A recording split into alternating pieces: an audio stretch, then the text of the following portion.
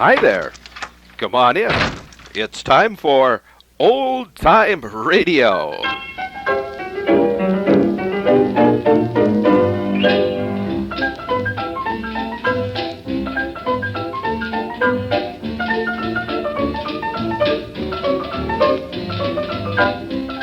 I'm your host, Jerry Sharp, inviting you to pull up a chair and listen with me to some old-time radio shows. I've got the old majestic radio all warmed up. We're going to reach out into that ether and listen to some comedy, adventure, and drama on old-time radio.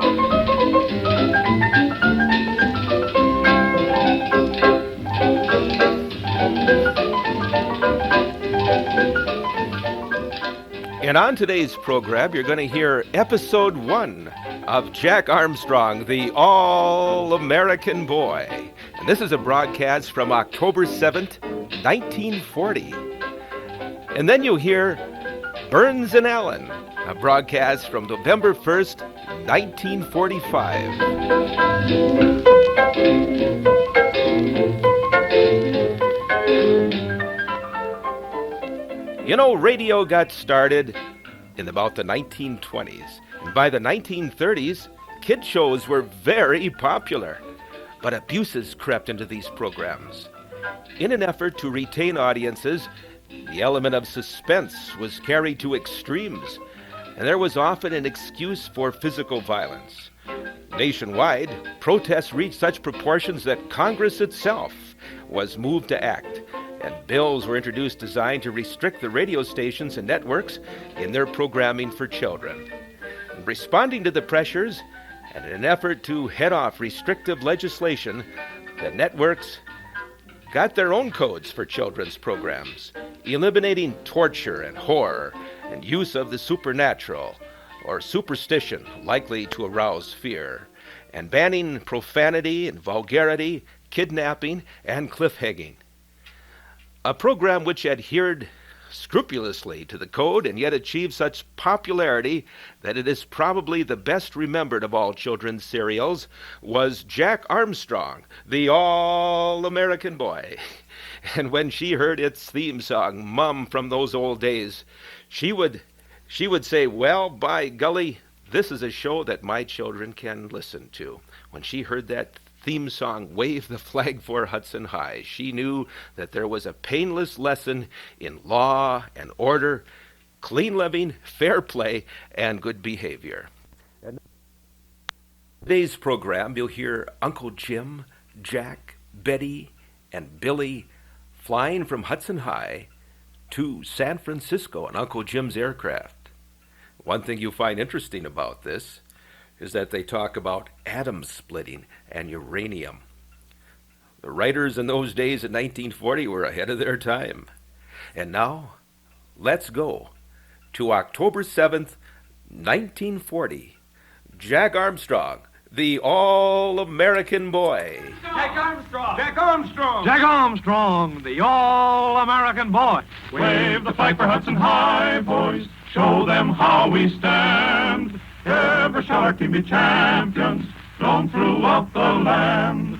Wheaties, Breakfast of Champions, bring you the thrilling adventures of Jack Armstrong, the All-American Boy. Well, right now, we're winding up the regular 1940 baseball season. And I can't think of a better time to remind you of something I told the Jack Armstrong listeners way back last spring, nearly 6 months ago when the baseball season started. Do you remember what I said about champion baseball performance? How those hundreds of big league stars work and train all season long to help keep in condition for winning play? Well, everything I told you last spring holds just as true today. Champions like Bob Feller of the Indians and Buck McCormick of the Reds can thank good, sound training for helping them come through the season with flying colors. The same thing goes for Barney McCoskey of the Tigers and Dixie Walker of the Dodgers. Any number of top-notch ball stars. And I want you to notice one mighty important fact. These players who know the value of training are usually right on deck to enjoy a breakfast of champions morning after morning straight through the season. Yes, This famous training breakfast so many ball stars have been eating all season long is still the #1 favorite in the big leagues. And no wonder. When you wade into a heaping bowl full of those good whole wheat flakes, Wheaties, and when you eat your Wheaties with lots of milk or cream and some kind of fruit, you're having a breakfast that's an all-year, all-round winner for keen flavor and bodybuilding nourishment. Sure, those baseball champions like their Wheaties, and plenty of them eat Wheaties both in and out of season. Bob Feller himself says, "One thing I've discovered since I got into baseball is that a lot of players stick to Wheaties the year round. And that's a pretty good sign to me that Wheaties really deliver. And as for myself, well, you'll find a package of Wheaties on my table almost every morning, winter, summer, spring, and fall. They're my favorite year-round breakfast dish, and that's for sure." Now, there you have Bob Feller's tip-off to a swell training breakfast. Yes, sir, when you put that breakfast of champions on your morning lineup, you're in mighty good company. Wheaties are a big league favorite, and they're going to be your favorite, too, I know, if you'll get some Wheaties right away. And now, Jack Armstrong, the All-American Boy. Uncle Jim's high-altitude amphibian is winging its silver way westward, high above the Sierra Nevada mountains, and the mighty Pacific is rolling up on the horizon. Uncle Jim is at the controls, and Jack and Billy and Betty are peering out through the windows of the sealed cabin, trying to spot the Golden Gate of San Francisco Harbor. In that harbor lies the small ship that will take them westward to the Philippines and to the Sulu Sea in search of a wrecked yacht with its treasure of rare uranium metal, which Uncle Jim needs in his atom-splitting experiments. Listen. Uncle Jim, is that altimeter right? Why, it reached 30,000 feet. That's right, Jack. 30,000 feet up. Isn't that a grand view ahead? Look how the Pacific stretches out to the end of the world. Not to the end of the world, Uncle Jim. To the Sulu Sea and the sunken yacht. You may think that's the end of the world when we get there, Billy. But how small the mountains look below us, Uncle Jim, and so queer. Like chocolate icing sprinkled with white sugar. We made a forced landing among them, Betty. You wouldn't think of icing and sugar. You'd think of jagged peaks and snowfields and pray for just one level spot. Look, we're passing right over a cloud bank. Did you ever see such colors? Why, Jack, it's gorgeous. It looks like the golden fleece that Jason went after. I do believe if I jumped out in it, I'd just bounce up and down. You'd bounce down right enough, Betty. Right down to that chocolate icing with powdered sugar you were talking about. Look, there's a regular chasm in the clouds. Why, it's like looking straight down into the Grand Canyon. Yes, and you can see the coastline. But I don't see San Francisco. We'll see it as soon as we get past this cloud bank. There we are, Betty. Look just to the right of our course. See that bite that nature took out of the shoreline? That's San Francisco Harbor. And that silver thread is the longest suspension bridge in the world. It goes right across the Golden Gate. Hey, look at that outside temperature reading. Way below zero. Don't forget that the pressure outside of this sealed cabin is awfully low.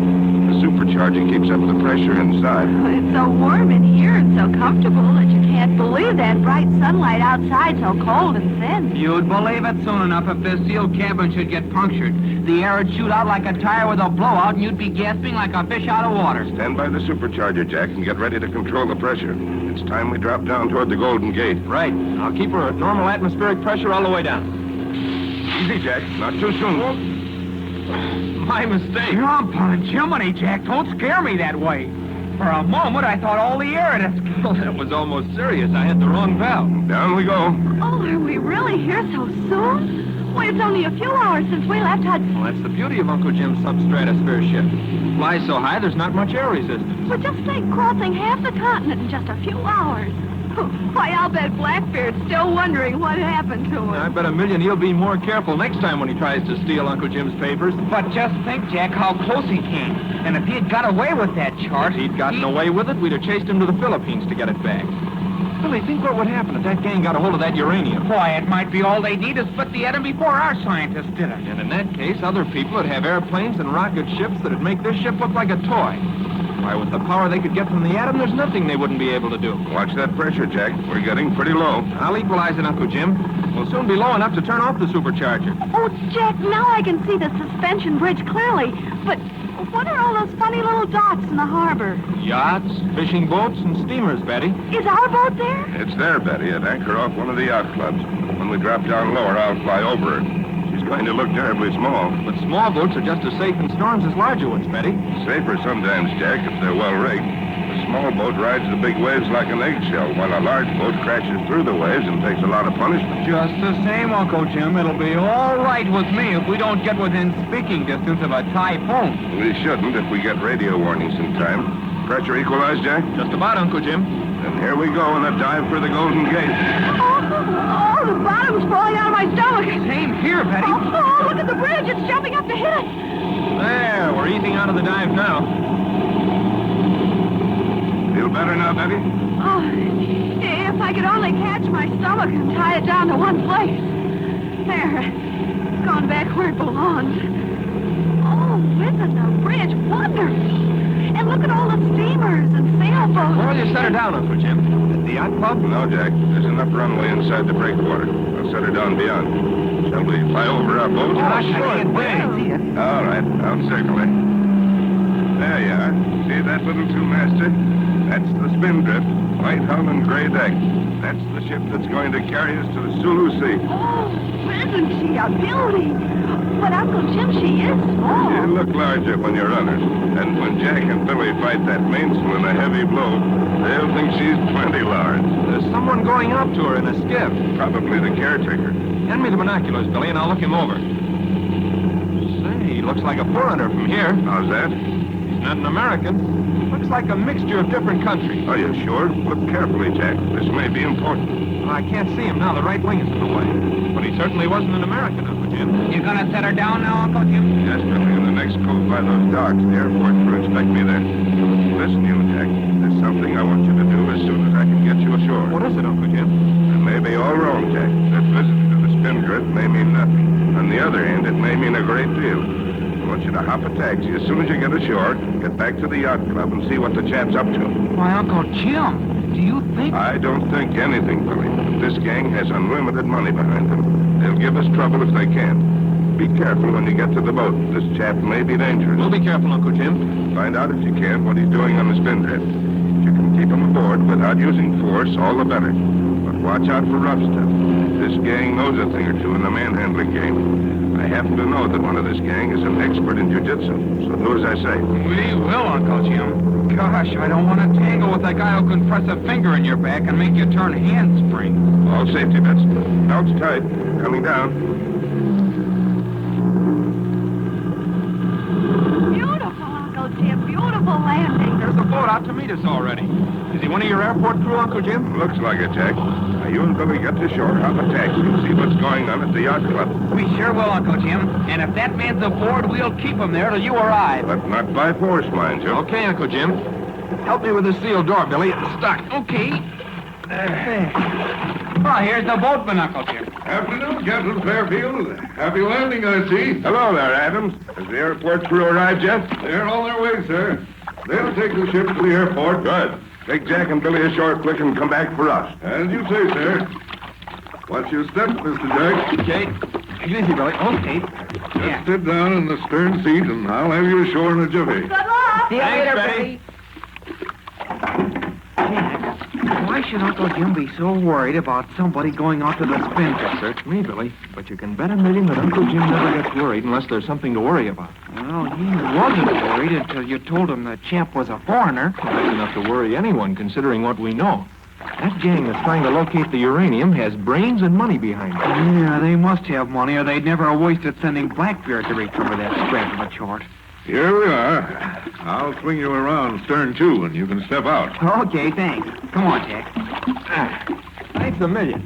Hey, where can we get a taxi? You'll get one in the back if you don't stick my way. Hey, look out there! Oh, boy, is that service. Hop in, Billy. To the yacht club, driver. But, Jack, what can anyone hope to find on the Spindrift now?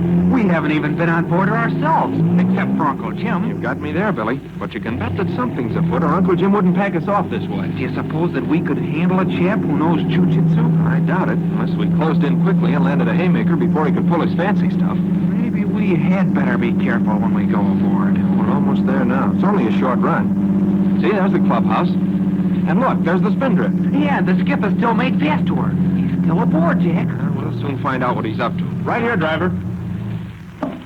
Keep the change, driver, and thanks.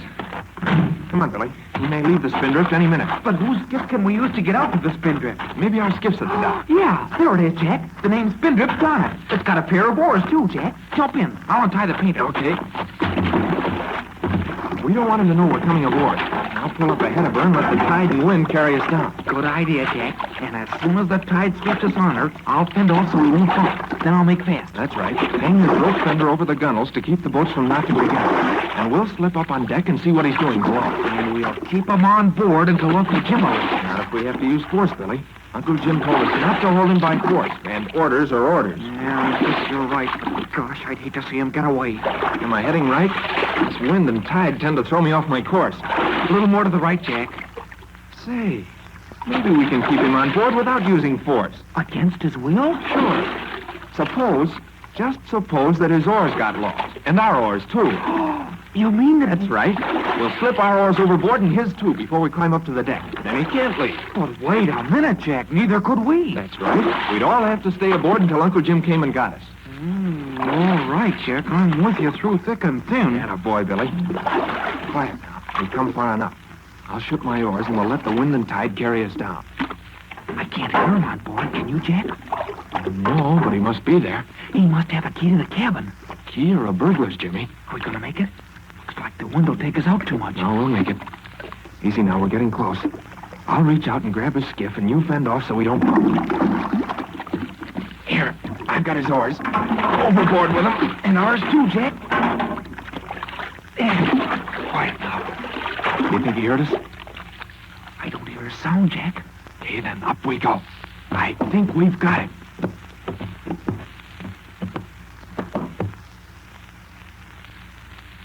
Now what? Do you think the mysterious prowler did hear Jack and Billy? And what is he doing on the spindrift? You can bet he's up to no good, or Uncle Jim wouldn't be so worried about him. And when he finds that he can't get back to shore before Uncle Jim arrives, well, the fur will be flying. So listen in, all of you, at the same time tomorrow, and see what happens in the new and thrilling adventure when the strange visitor comes face to face with Jack Armstrong, the all-American boy. Now, there's a world's champion breakfast waiting for you every morning this week if you'll get some Wheaties in a hurry. Eat those good Wheaties flakes with lots of milk and fruit, and you're having a genuine breakfast of champions. You'd better get those Wheaties now. Have you tried Wheaties? They're whole wheat with all of the bran. Won't you try Wheaties? For wheat is the best food of man. This is Franklin McCormick saying goodbye until tomorrow for General Mills, makers of Wheaties, Breakfast of Champions, who have just presented another episode of Jack Armstrong, the all-American boy. Wave the flag for Hudson High, boys. Show them how we stand. Ever shall our team be champions. Yes, there you had it. Jack Armstrong, the all-American boy. That broadcast from October 7th, 1940. Remember now, fans, for the next 3 weeks, we'll be airing episodes 2, 3, and 4 of this story. So join us next week, won't you? In 1920, the Westinghouse Electric and Manufacturing Company of Pittsburgh made its entry into the radio field. It established station KDKA, conceived and directed by Dr. Frank Conrad, Westinghouse Assistant Chief Engineer. Conrad, who had been a ham radio operator for many years, had established one experimental station, 8XK, in his garage in Wilkinsburg, Pennsylvania. And during World War I, Conrad's station was used to test the military equipment built by Westinghouse. After the war, Conrad continued his wireless experiments. He made regular talks over the radio, and later began to play recorded music to the delight of other hams. And then, to satisfy his listeners, he began to announce in advance a series of broadcasts. And now this was the first time the term broadcast was ever used. And when the broadcast exhausted Conrad's supply of records, the Hamilton Music Store in Wilkinsburg offered him a continuous supply of records if he would announce the records that had been purchased at Hamilton's store. Oh, Dr. Conrad agreed, and thus gave the world its first radio advertiser. And now, my friends, stand by. We're going by radio remote to the Paradise Restaurant in New York City and Russ Morgan and his orchestra. And this was aired October 14th, 1938.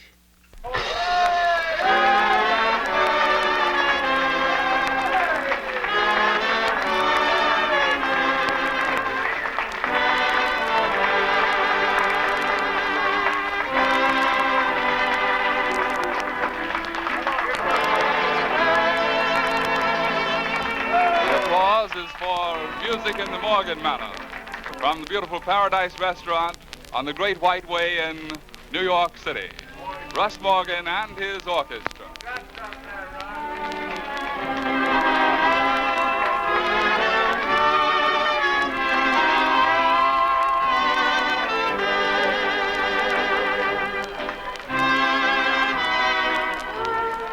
And a sway of swing in the manner of Morgan with Cotton Picker's Congregation.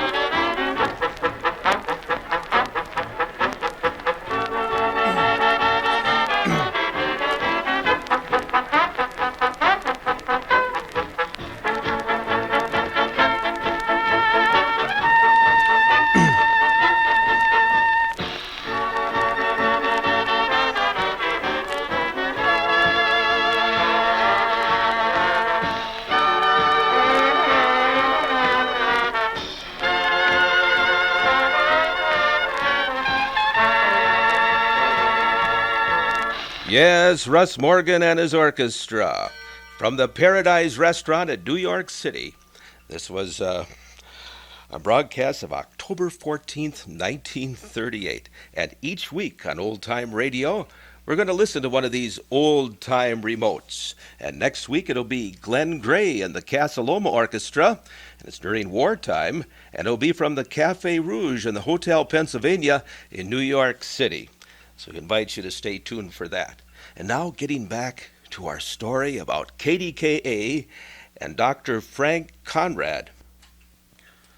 By the late summer of 1920, interest in these broadcasts had become so general that the Joseph Horn Company, a Pittsburgh department store, ran this ad in the Sun on Wednesday evening of September 29th. This was the headline: Air concert picked up by radio here. This is the story. Victrola phonograph music played into the air over a wireless telephone was picked up by listeners on the wireless receiving station, which was recently installed here for patrons interested in wireless experiments. The concert was heard Thursday night about 10 o'clock and continued about 20 minutes.